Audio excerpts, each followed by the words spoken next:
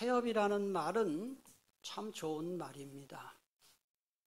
타협의 사전적 의미는 어떤 일을 서로 양보하여 협의함입니다. 국가 간에, 여야 간에, 노사 간에, 또 교우님들 간에, 부부 간에 서로 조금씩 양보하고 타협해야 좋은 인간관계를 유지할 수 있습니다. 그렇지 않으면 어떻게 될까요? 늘 갈등하고 싸울 일밖에 없습니다. 이처럼 타협이라는 것은 참 좋은 것이지만 신앙생활에서는 좀 사정이 다릅니다. 세상과 타협하면 세속화가 되기 때문에 그래요. 오늘 우리가 함께 살펴볼 버가모 교회가 바로 그런 점에서 주님께 책망받은 교회입니다. 세속화된 것 때문에, 세상과 타협한 것 때문에 주님께 책망받은 교회가 바로 버가모 교회입니다. 자, 에베소서 2장 3장에 보면 소아시아 7교회에 주신 주님의 예언적 메시지가 나옵니다.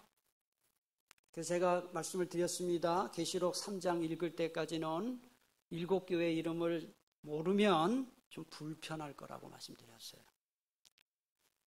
전혀 안 불편하신 분은 뭐 할 수 없고요. 그래서 이 시간에도 좀 불편하게 하겠습니다. 소아시아 7교회 이름 제가 앞 글자를 말씀드릴 테니까 여러분들은 끝까지 한 말씀을 해보셔야 됩니다. 앞 글자가 에서보두 사빌라예요. 자,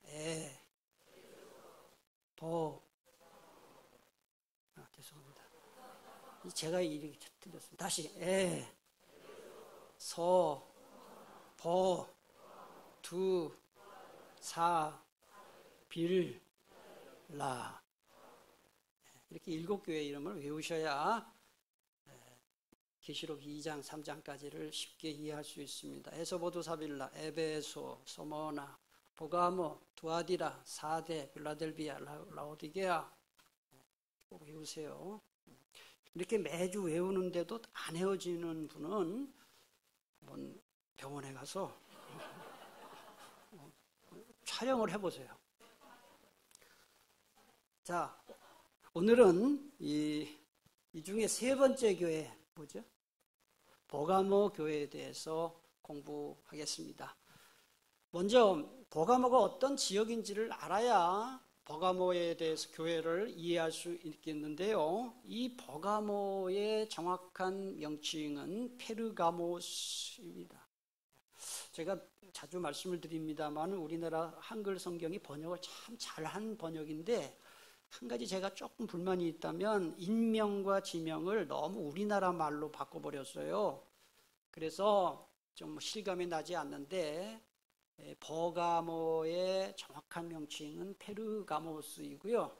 이 페르가모스라는 말의 뜻은 성체라는 뜻입니다. 성과 요새를 합쳐서 성체라고 하죠. 영어로 fortress라는 단어를 사용을 합니다. 그런데 이 말이 참 어울리는 게 뭐냐면 이 버가모시의 한 가운데 300m 이상으로 높이 서 있는 산 언덕에 이 아주 요새가 갖추어진 도시이기 때문에 그런 이름이 붙었던 것 같습니다. 또 전승에 따르면 이 도시를 만든 사람의 이름이 페르가무스라는 사람이에요. 그래서 이 인명에서 이 페르가모스라는 지명이 나온 것으로 그렇게 생각이 되고요. 현재 이 페르가모스의 현재 이름은 뭐냐? 베르가마입니다. 베르가마. 비슷해요. 여러분 요즘 그 신문이나 TV에서 터키라는 말이 사라졌어요. 터키라는 말 이제 쓰지 않고 튀르키예로 바꿨어요.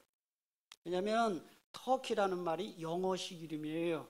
그러니까 터키 사람들이 화가 나가지고 유엔에다가 공식 항의를 했어요. 왜 남의 나라 이름을 함부로 바꾸냐. 그래서 원래 이름대로 튀르키예로 바꿔달라 해서 이제 우리나라 신문에도 보면 방송에도 보면 터키라는 말보다는 튀르키예라고 씁니다. 그러니까 이 버가모의 현재 지명은 튀르키예에 있는 베르가마다 하는 것을 여러분들이 아시면 되겠고요. 이 위치가 어디쯤 있느냐? 소아시아 이 7교회, 에서보두 사빌라 7교회 중에서 두 번째 교회는 서머나 북동쪽 88km 지점에 있고요. 그 다음에 저 지도에서 왼쪽에 파란 부분이 지중해예요.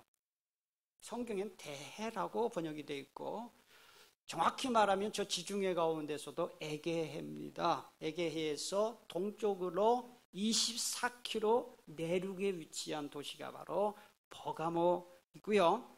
그 당시에 인구가 12만 명 정도였습니다. 그러니까 굉장히 그 당시로서는 큰 도시였고요.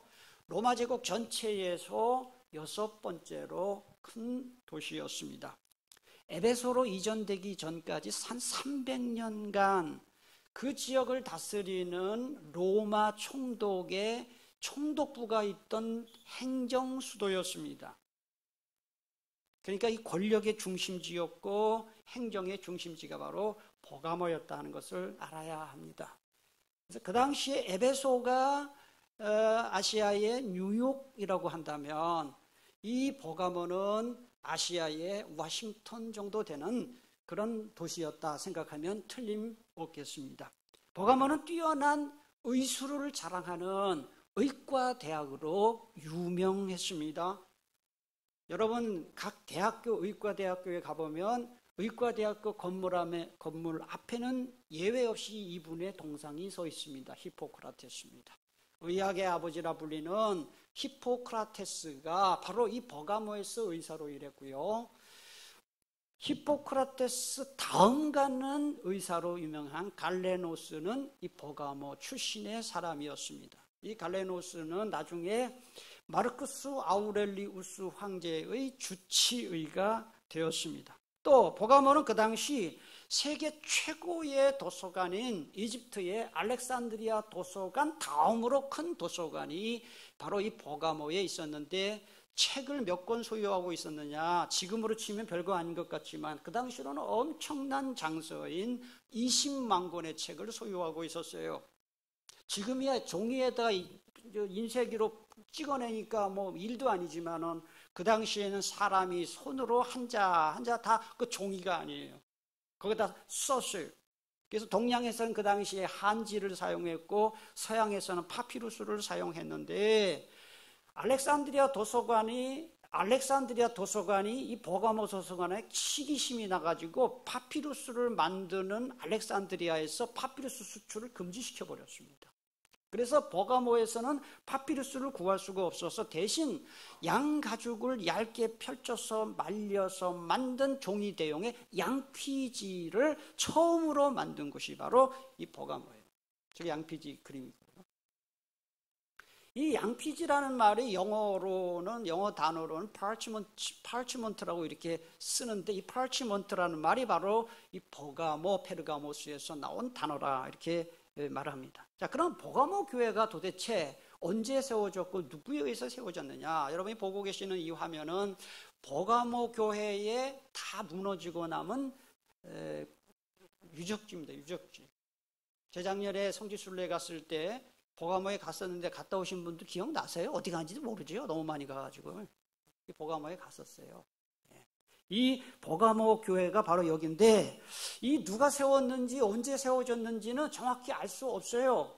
하지만 사도행전의 기록을 쭉 이렇게 연구를 해보면은 사도 바울이 제2차 선교 여행 때 그것을 지나갔을 때 아마도 그 바울의 설교를 들은 사람들이 은혜 받고 버가모 교회를 세우지 않았겠는가 추측이 돼요. 어떤 말씀이 그 근거냐 하면 사도행전 19장 9절 10절인데요.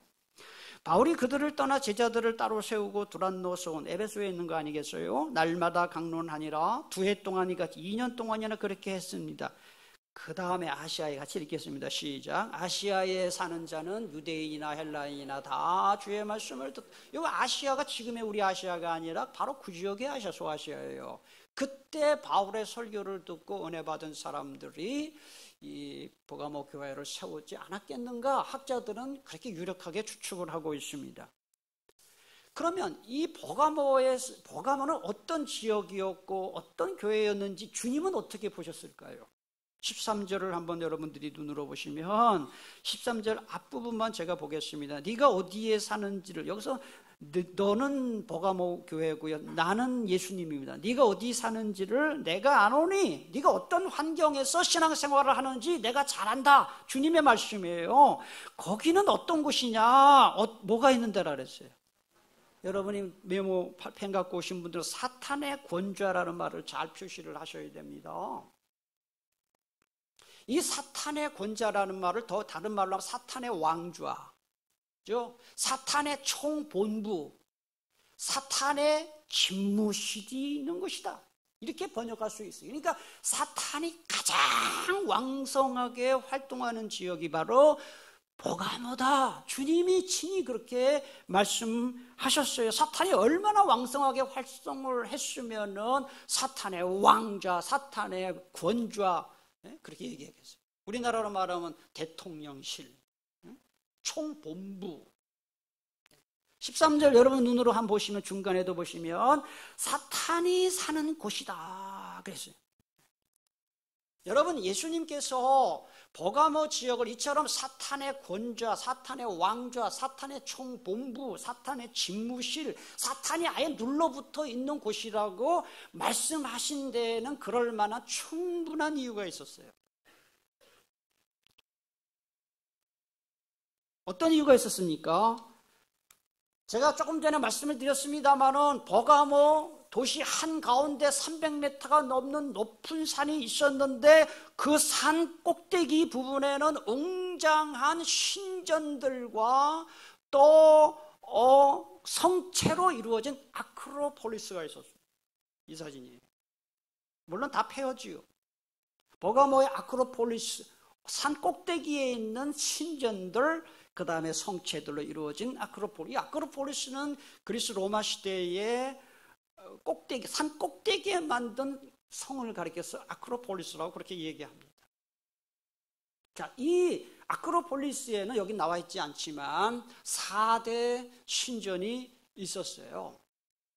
최고의 신인 제우스 신전, 지혜와 예술의 신 아테네 신전, 술의 신, 주신 디오니소스 신전, 치료의 신, 의료의 신 아스클레피오스 신전 등 4대 신전이 그 꼭대기에 있었다 이 말입니다. 그러니까 어떻게 보면 신전의 종합 세트라고 할 수 있는 그런 곳이었습니다.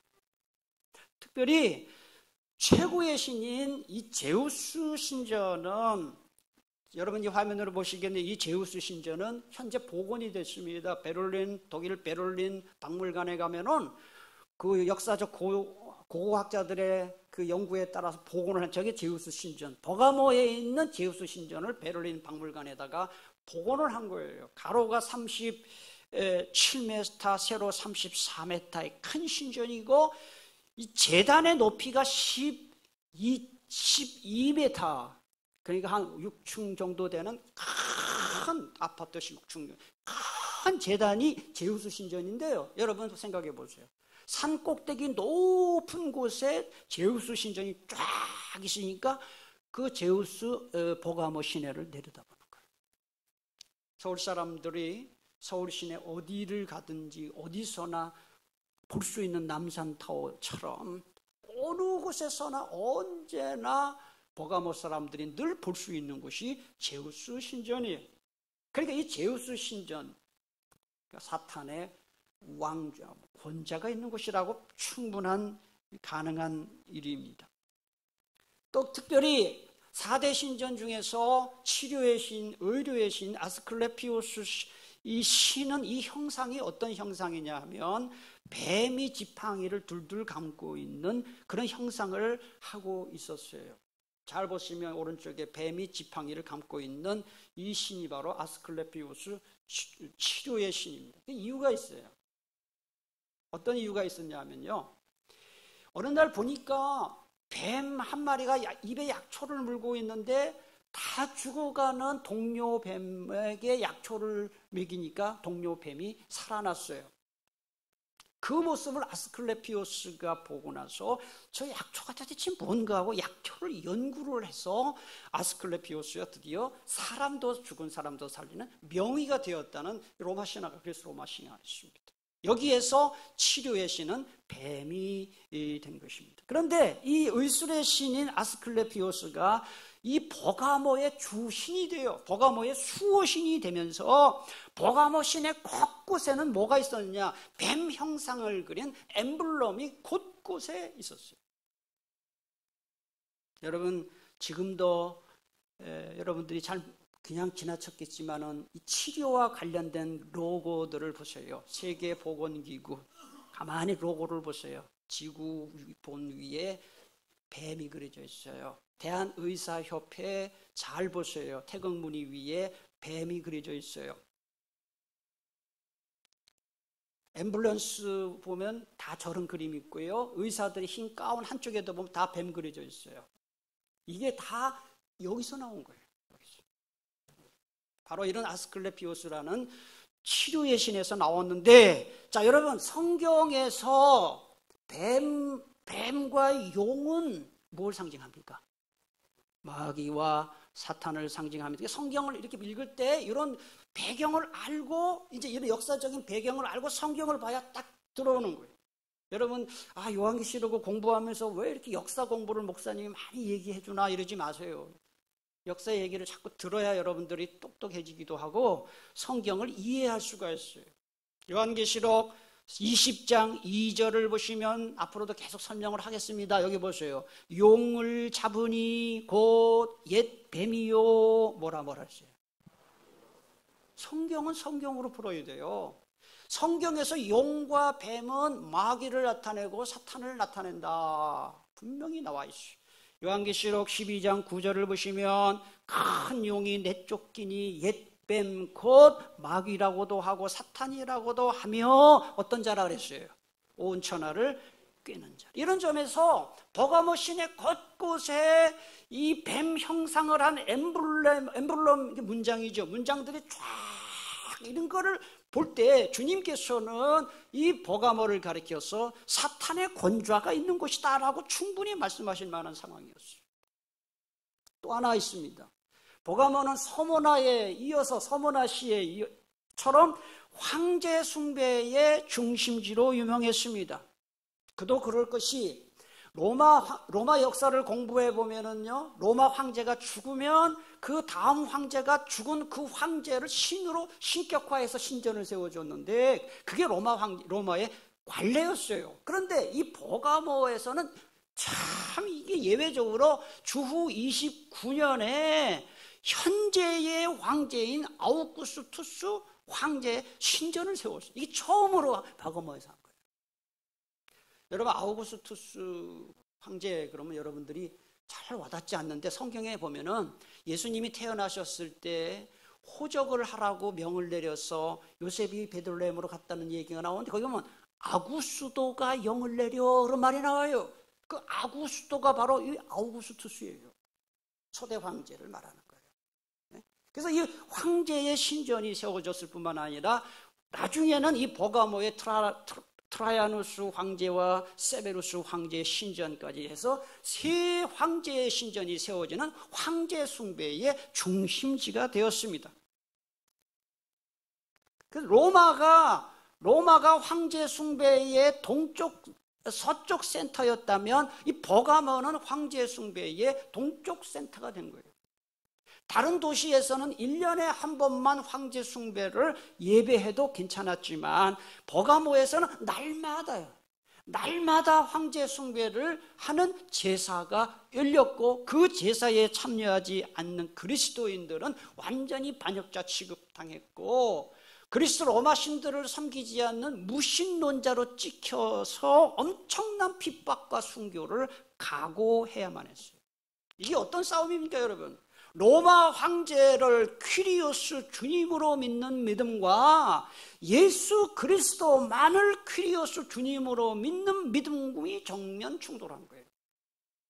사탄의 권자와 하나님의 보좌가 정면 충돌한 거예요. 겉으로 볼 때는 로마 황제와 총독이 예수 믿는 사람들을 죽인 것 같지만 아까도 말씀드렸습니다만 사실은 그 뒤에서 배후 조종한 것은 사탄이었어요.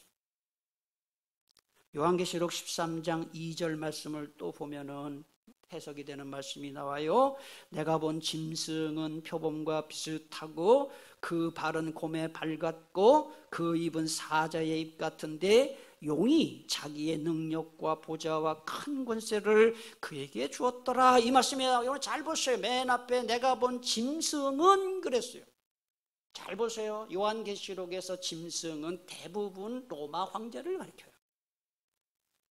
여러분 로마 황제의 핍박, 로마 황제에 대한 망한다 그 얘기를 하기 위해서 계시록을 썼는데 로마 황제라고 써버리면은 그 당장 발각되기 때문에 이렇게 묵시록으로 쓴 거예요. 로마 황제 그리스도인들끼리만 아는 암호로 짐승하면 그리스도인들은 로마 황제 알았던 거예요.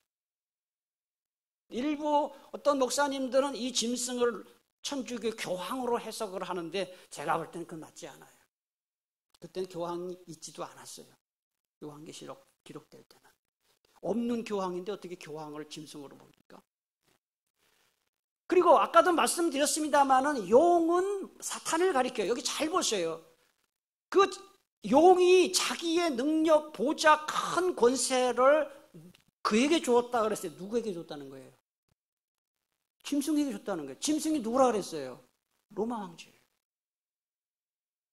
그러니까 로마 황제와 총독이 나를 신으로 숭배해라. 로마 황제가 나를 숭배를 해라. 숭배하지 않으면 너희들 죽여버리겠다라고 황제가 그런 것 같지만 실제로 황제에게 그 권세를 준 존재가 바로 누구냐? 용. 누구라 그랬어요? 사탄이에요. 사탄.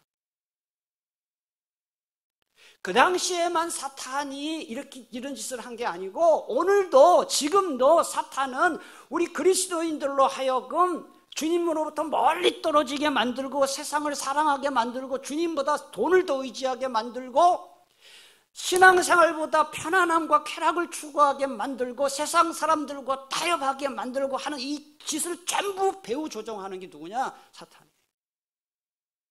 사탄을 어떻게 이길 수 있겠습니까? 여러분 믿음으로 말씀으로 사탄을 물리칠 수 있기를 축복합니다. 그래서 계시록 공부하는 거예요. 이토록 살벌한 상황에서 마침내 버가모 교회에서 순교자가 나왔습니다. 13절 중간에 보시면 네가 내 이름을 굳게 잡아서 내 충성된 증인 이름을 잘 보세요. 누구예요? 안디바. 원래 그리스도 이름은 안티파스예요. 안디바가 너희 가운데 그 사탄이 사는 곳에서 뭘 당했다 그랬어요? 죽임을 당했다 그랬어요. 순교죠. 이 안티파스가 어떤 인물인지 정확히 알 수는 없어요. 성경에 더 이상은 나오지 않기 때문에. 그렇지만은 이 당시 이 이후에 한 2세기쯤에 교부였고 또 신학자였던 테르툴리아누스, 영어로는 터툴리아라고 하는데요. 테르툴리아누스의 연구에 따르면 이 안디바는 이 버가모 교회의 감독이에요. 감독이라 그러면 담임 목사예요. 버가모 교회의 담임 목사였는데 황제 숭배 거부하다가 결국은 붙잡혀 가가지고 순교를 당했다라고 그의 글에 기록하고 있습니다. 그리고 전승에 따르면 이 안디바가 어떻게 죽었느냐? 노쇠로 만든 이 그림을 보시면 노쇠로 만든 저 황소가 노쇠로 만든 거예요. 쇳덩어리로 만든 황소 모양의 형상 안에 이 안디바를 집어넣고 밑에 불을 떼는 거예요.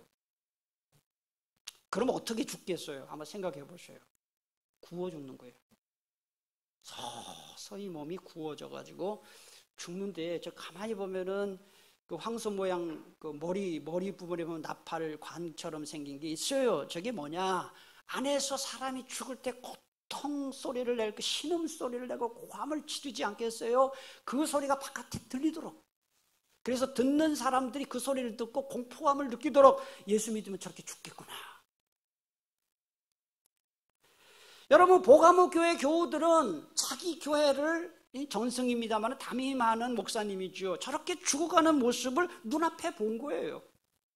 그러면서 끝까지 주님께 대한 믿음을 버리지 않았고 바로 주님이 그걸 칭찬한 거예요. 2절 13절 중간에 나오는 얘기가 그 얘기예요. 안디바가 너희 가운데 그 사탄이 사는 곳에서 죽임을 당할 때에도 나를 믿는 믿음을 너희들이 저버리지 않았구나. 그걸 주님이 칭찬하신 거예요. 저는요, 이 말씀 준비하면서 내가 만약에 저 상황이었다면, 내가 만약에 버가모 교회 목사였다면, 저 황소, 노세 황소 저쪽에 들어가서 저렇게 할 수 있었을까? 저는 사우나도 30분도 못 있거든요. 워낙 몸이 얇아가지고 땀이 나올 게 없어요. 그래가지고 뜨거운 데 못 가요. 근데 뜨거운 건 간도저히 구워 죽이는데, 저거 솔직히 말하면 못할 것 같아요. 근데 저 안디바도 물론 믿음이 컸겠지만 주님이 저렇게 믿음을 주셨기에 가능한 거죠. 여러분들 중에 난 저거 할 수 있어 이런 분 한번 손 들어보세요. 어려운 거예요. 어려운 거. 그래서 주님은 이 순교자 안디바를 뭐라고 칭찬을 합니까? 13절 중간에 보시면 내 충성된 증인이라.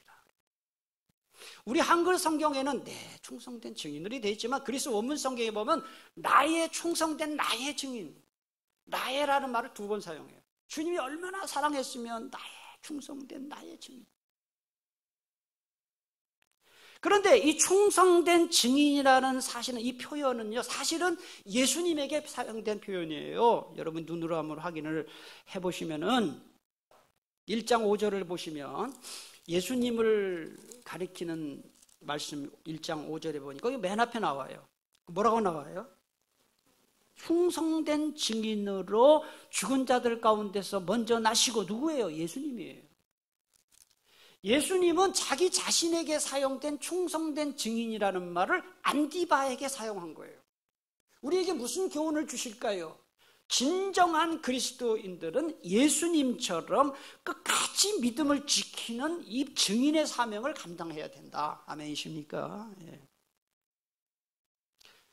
교우도 여러분들 중에는 믿지 않는 가족이나 믿지 않는 이 형제, 믿지 않는 친척들 사이에서 믿음 때문에 어려움 당하는 분들 있을 거예요.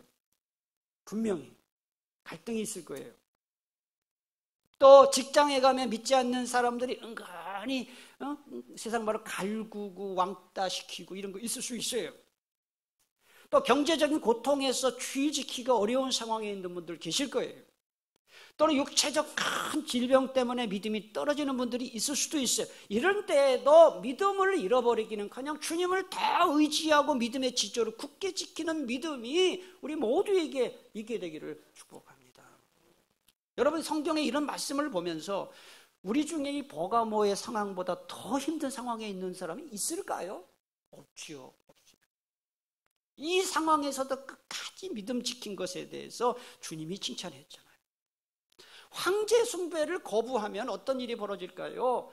이 황제 신전, 이방 신전에서 다 축제를 벌이고 재물을 먹는데 그 시민 가운데 거기 참여하지 않으면은 경제 활동을 못 하는 거예요. 세상 말로 어떤 물건, 장사하는 사람 물건을 안 줘요. 물건을 띄워 장사 못 해요. 굶어 죽는 거예요. 일상생활도 안 되는 거예요. 뿐만 아니라 이런 상황에서는 핍박과 순교를 각오해야 되는 이 상황입니다. 이런 상황에서 일부 교우들이, 버가모의 일부 교우들이 넘어간 거예요. 세상과 타협을 했죠. 그 얘기는 다음 주에 제가 할 거고요. 그럴 때 주님이 자신을 어떤 분으로 소개했는지를 12절을 보세요. 12절. 자, 주님은 7교회마다 다 그 교회 형편에 맞게 자신을 소개했는데 12절에 보니까 버가모 교회 사자에게 편지하라. 좌우의 날선 검을 가지신 이가 이르시되, 예수님을 가리켜요. 좌우의 날선 검은 여러분 잘 보세요. 좌우의 날선 검을 갖다는 것은 오른쪽에도 검이 있고 왼쪽에도 검이 있다 이런 뜻이 아니에요.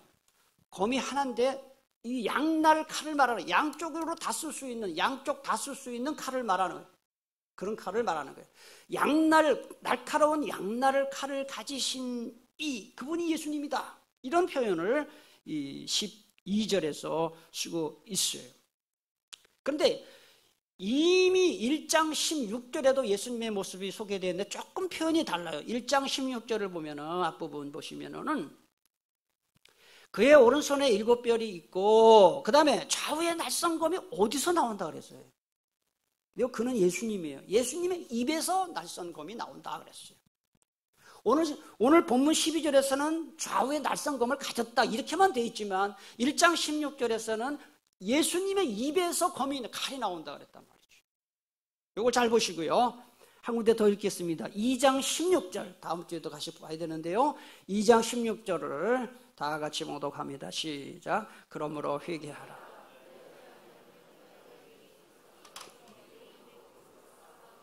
무슨 검으로야 그랬어요?